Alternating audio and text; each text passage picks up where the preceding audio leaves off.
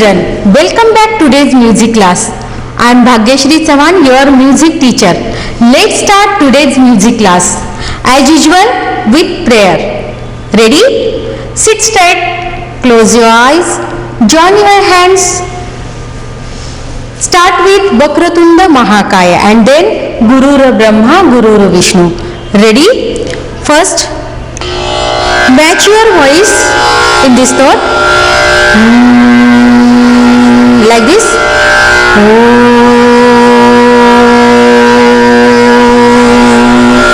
Ready? Get ready for prayer. Vakratunda Mahakaya.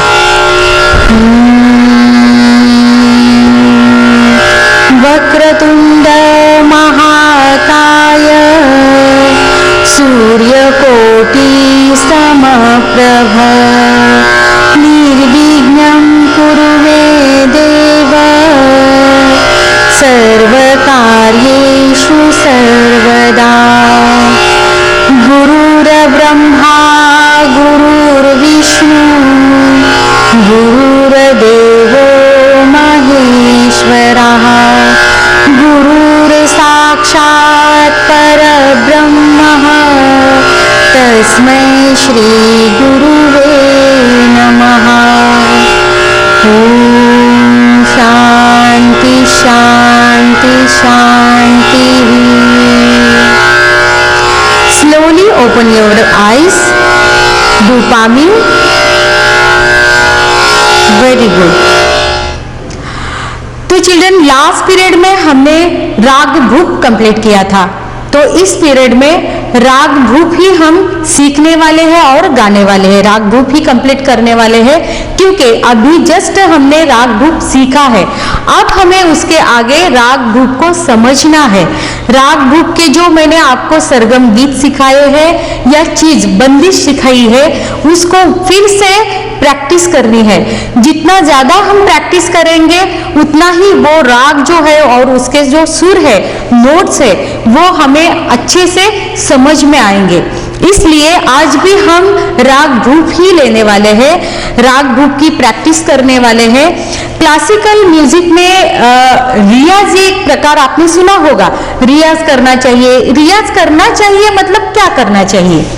जो भी राग या जो भी आपको अलंकार या पलटा वगैरह सिखाया है, उसको वापस बार बार उसको प्रैक्टिस करनी होती है। उसी प्रैक्टिस को, उसी अभ्यास को रियाज कहते हैं। बार बार उसी स्वरों को दोहरना चाहिए, गाना चाहिए, तभी वो सुर आपको प्रॉपरली आपके गले से निकल सकते हैं।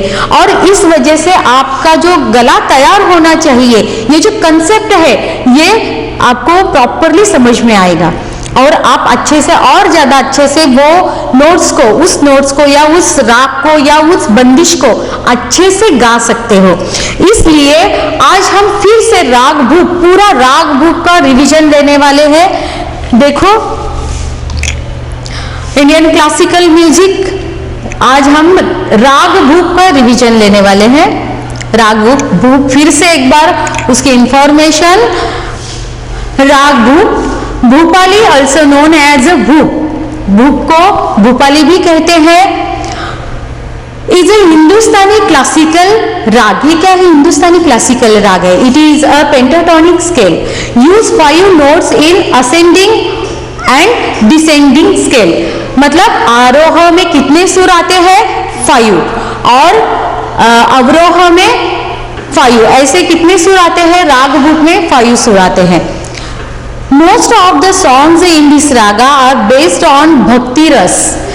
इस राग में, ये जो राग है, इसकी प्रकृति एक है। जो भी हम राग गाते हैं, कभी आपने सुना है कि जो भी इतना बड़ा म्यूजिक या संगीत विश्व क्रिएट हुआ है, ये सिर्फ 7 सुरों से ही क्रिएट हुआ है।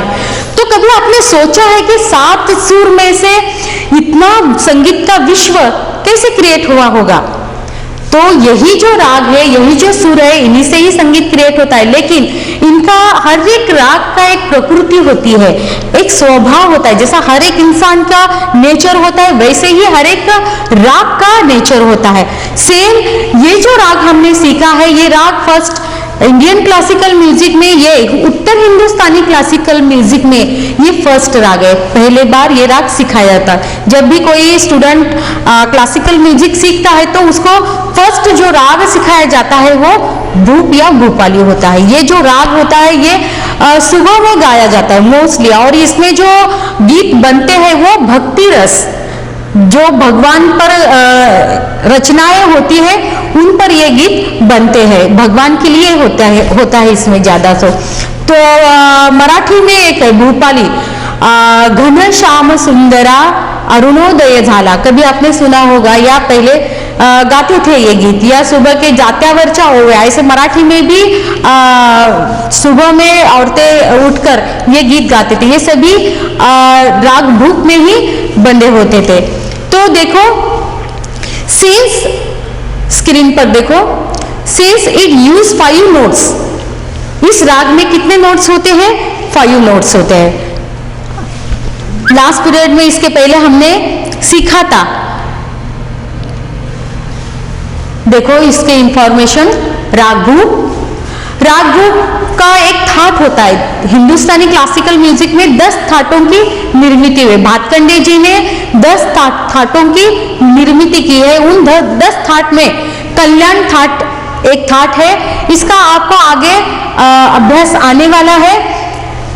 तो इस थाट में ये राग इस थाट से आया है। इसमें वर्जित स्वर है। वर्जित स्वर मतलब जो स्वरों को अवॉइड किया है, इसमें से निकाल दिया है, वो है म मतलब मध्यम एंड निषाद।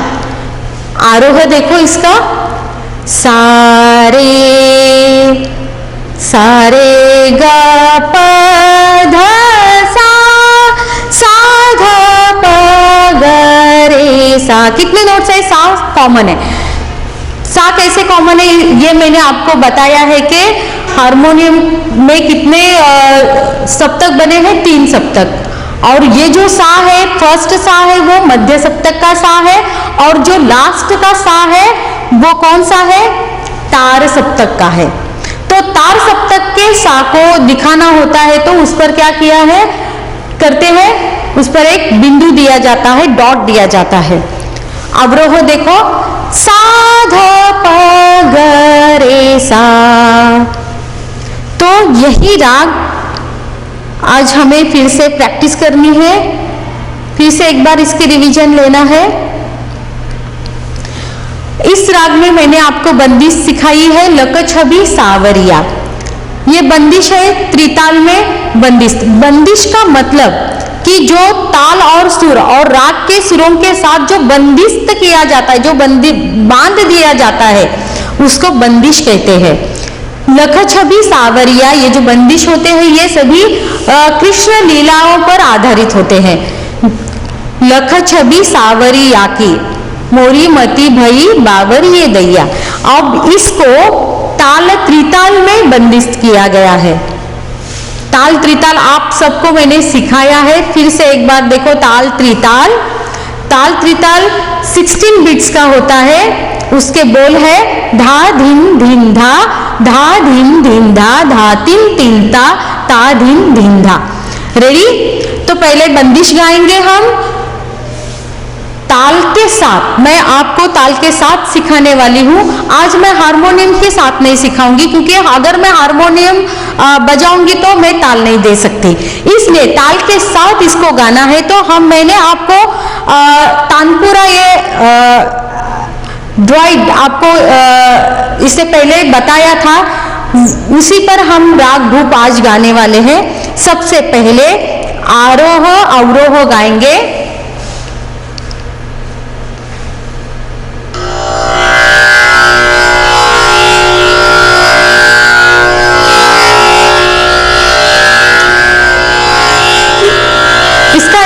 मैंने इससे पहले आपको किया था।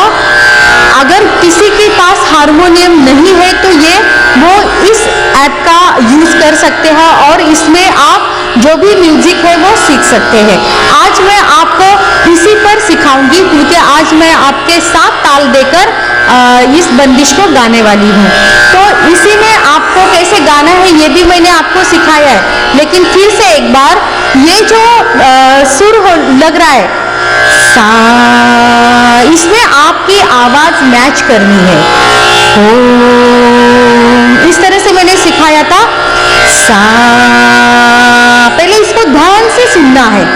सा, अगर इस तरह से भी नहीं लग रहा है तो सबसे पहले क्या करना है,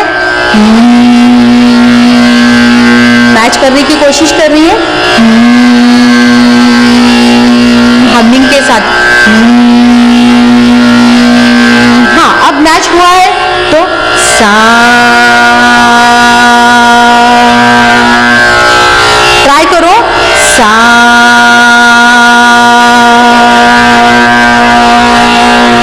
अब इसमें हमें क्या करना है, राग भूप के आरोह अवरोह गाने हैं। आरोह अवरोह सबको पता है, सारे ग प ध सा, सा ध प ग रे सा, म और नी इसमें बिल्कुल नहीं लेना है। रेडी? सा, 1 2 3 स्टार्ट। सा रे ग प ध सा,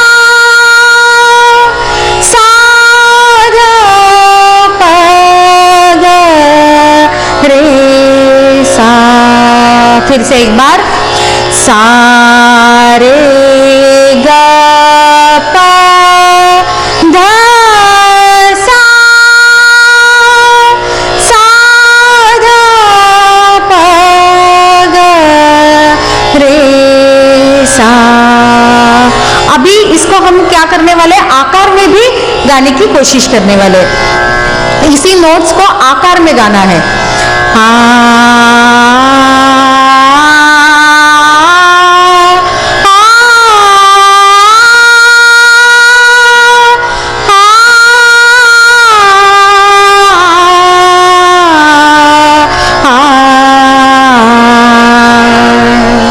फिर से एक बार।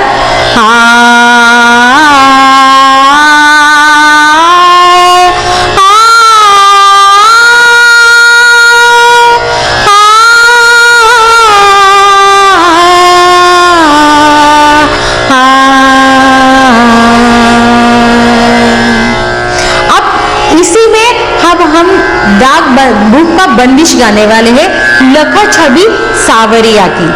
स्क्रीन पे देखो, इसके लिरिक्स दिए हैं। रेडी?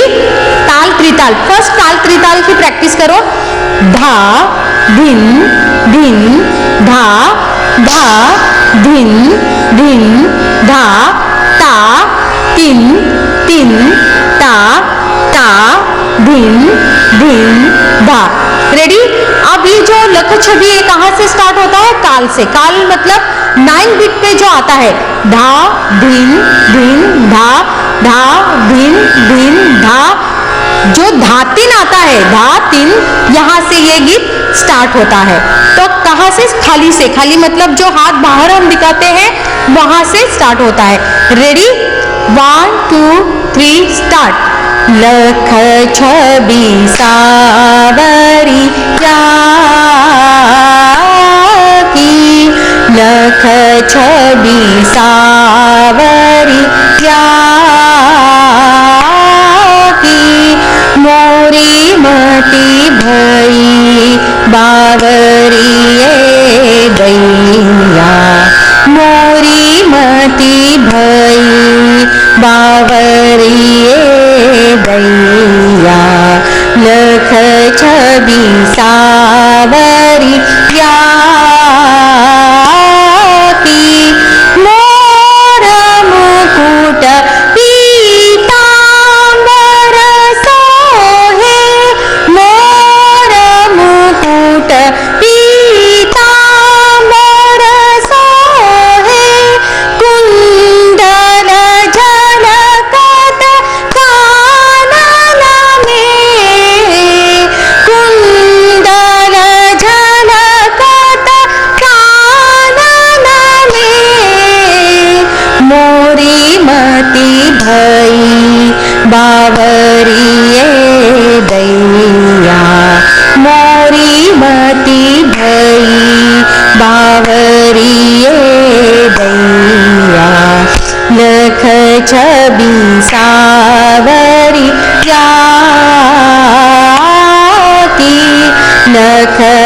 छवि सावरी, लख छवि सावरी, लख छवि सावरी या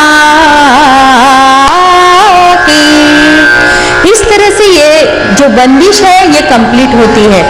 ऐसे ही लास्ट टाइम मैंने आपको सिखाया था, उसकी प्रैक्टिस होनी बहुत जरूरी है।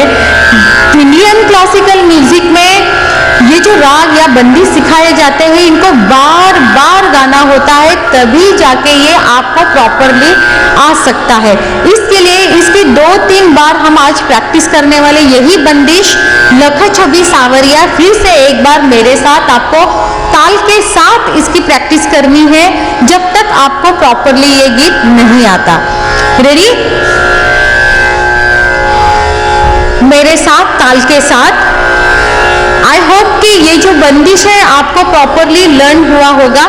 फिर से एक बार देखो, लख छवि सावरिया, बहुत कम इसमें लाइंस है, इजीली आपको वो लर्न हो सकता है। और एक बार प्रैक्टिस करेंगे, फिर इसको बिना देखे आप और एक बार गा के प्रैक्टिस करनी है। रेडी? फिर से एक बार लख छवि सावरिया। 1 2 3 स्टार्ट। लख छवि सावरिया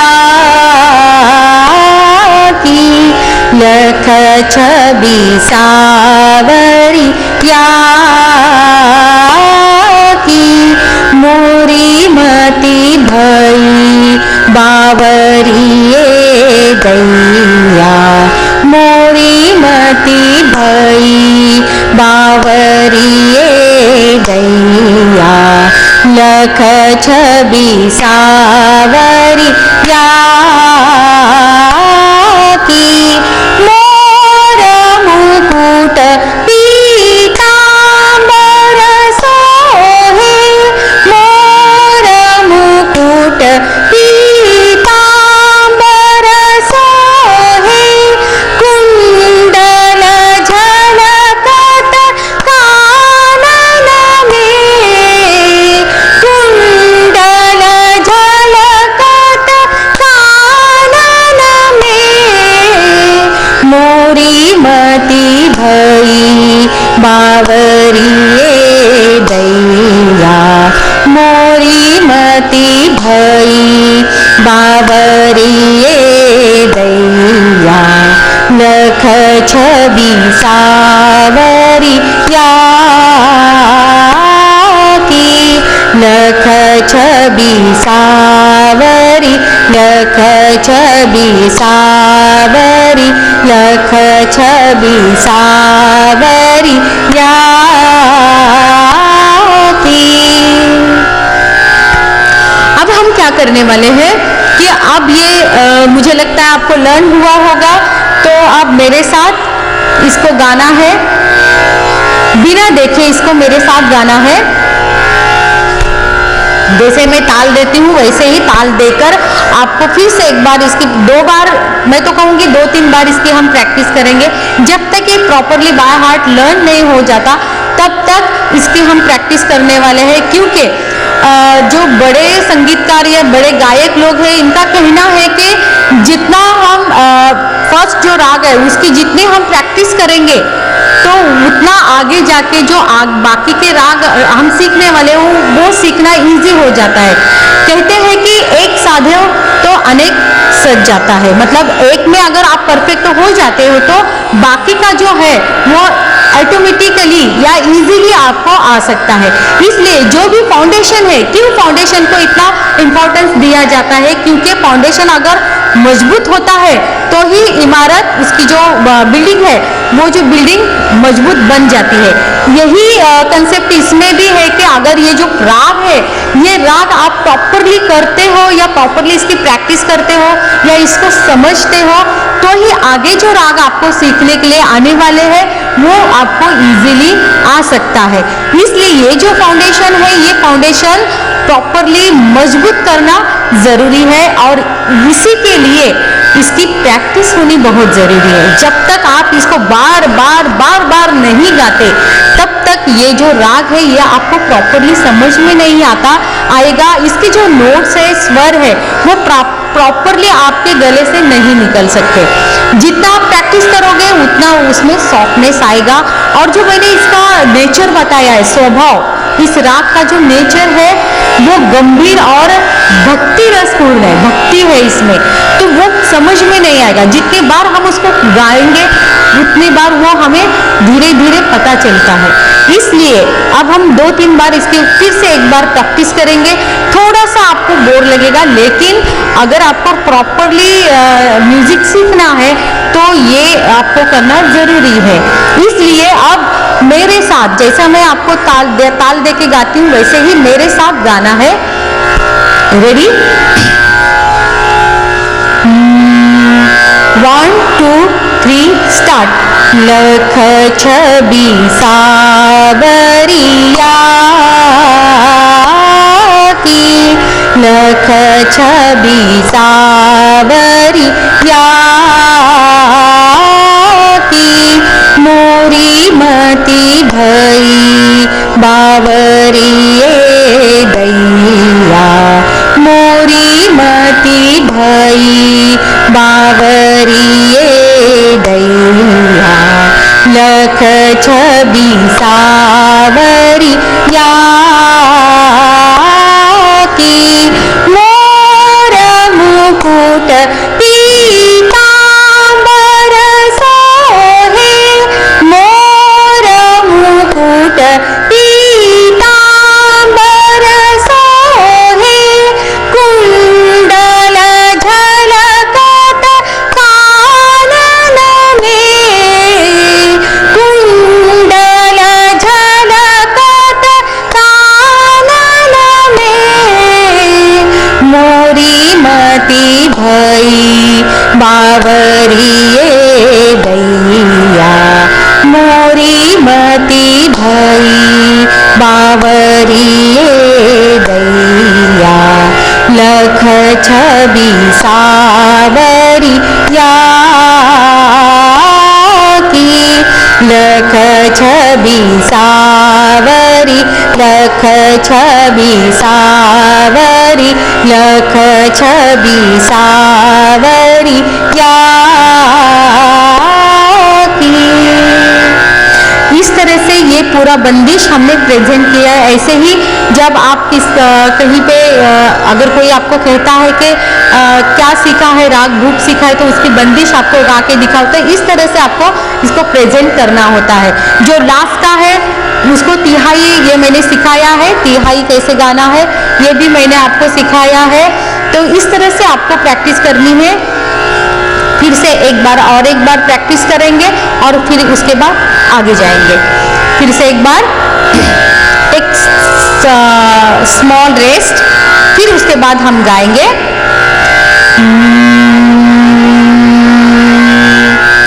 रेडी? 1 2 3 स्टार्ट। लख छवि सावरिया की, लख छवि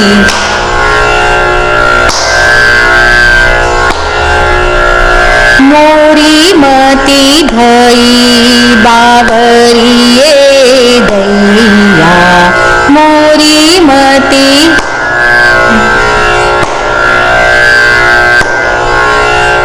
लख छवि सावरिया की,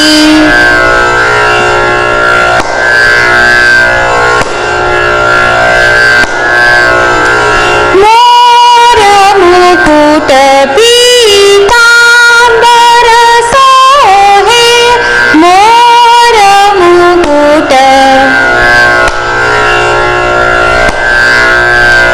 कुंडल झलकत कानन में, कुंडल झलकत कानन में, मोरी मति भई बावरिए दैया, मोरी मति भई बावरिए दैया, लख छवि सावरिया की, लख छवि सावरी, लख छवि सावरी, लख छवि सावरी या की।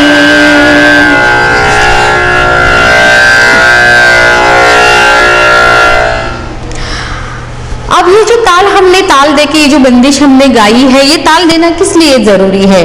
क्योंकि ताल हमें एक बाउंड्री देता है कि यहाँ तक ही आपको प्रॉपरली गाना है और यहाँ से उसका आवर्तन स्टार्ट होता है, ये जो बाउंड्री है। लेकिन जब हम ये जो ताल बजता है वो तबले के साथ बजता है, तबला बजता है उसके साथ हमें गाना होता है, लेकिन यहाँ पे अभी तबला नहीं है, इसलिए हमें उस टाइमिंग में ही कंप्लीट करना है जो भी गीत है। तो इसके लिए ये जो ताल हम हाथ पे देते हैं इसकी प्रैक्टिस करनी होती है। इसलिए इसके नियोजन या उसको रूल्स बनाए गए कि इस तरह से ताल देकर आपको जो भी बंदिश या चीज होती है वो आपको गानी होती है। अगर हम इस तरह से ताल हाथ पर दे के गाएंगे तो जो भी तबले पे बज रहा है वो तो करेक्ट बजता है, लेकिन अगर हमारा ध्यान भी नहीं होगा तो भी हमारा जो ताल है वो बिगड़ नहीं सकता, क्योंकि हमने हाथ पर ताल दे रहे हैं, इसलिए हमारा जो गीत है वो ताल को छोड़ के नहीं हो सकता। ये इसका बेनिफिट है। और अगर हम बाद में ताल भी ना दे के भी गाएंगे तो भी हमारा जो माइंड है वो कंटिन्यू काम करते रहता है, उसको एक आदत होती है, आदत पड़ जाती है कि कंटिन्यू जब हम ये हाथ पर देकर गीत गाते हैं तो हमारे दिमाग में भी ये बैठ जाता है कि ताल कंटिन्यू चल रहा है। उसको समझ में नहीं आता कि ताल चल रहा है नहीं, लेकिन उसको पता है कि नहीं ये इस ताल में है तो ये कंटिन्यू चलता है। और उसी तरह से वो अगर हम ताल भी नहीं देंगे तो भी वो जो गीत है हमने इस ताल में गाया है वो कंटिन्यू